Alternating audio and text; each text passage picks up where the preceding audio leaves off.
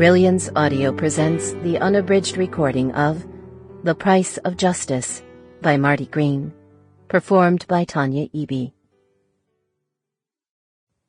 Dedicated to Jason and Andrew. How lucky I am to have you for my sons. I think the first duty of society is justice. Alexander Hamilton.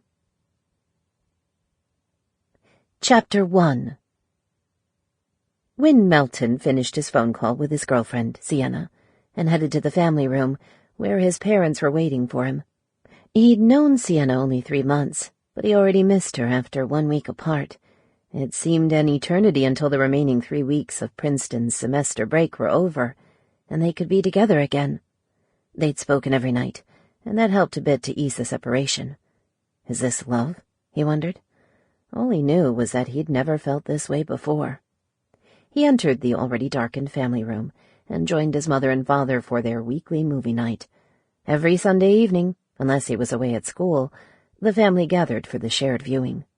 The tradition had started when he was 5 years old, and the movie of choice was an animated one.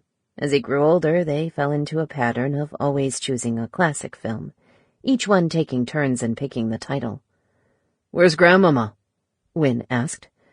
"Lying down? She has a bit of a headache," Win's father, Donald, answered.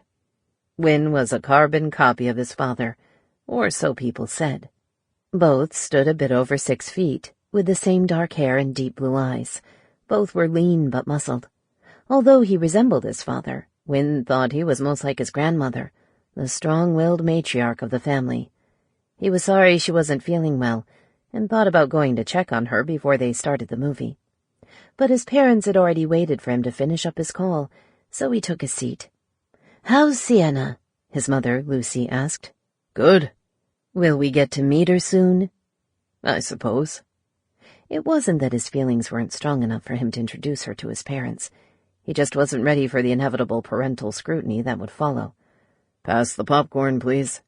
That was another family tradition, started when he was 5. A huge bowl of freshly popped popcorn, still warm, always accompanied the film. Donald pressed the remote control, and the DVD of Casablanca began. Tonight's film had been his mother's choice. The opening credits had barely finished when their housekeeper entered the room, apologizing for her interruption, a note of alarm in her voice. "I'm terribly sorry, Mr. Melton." Sample complete. Ready to continue?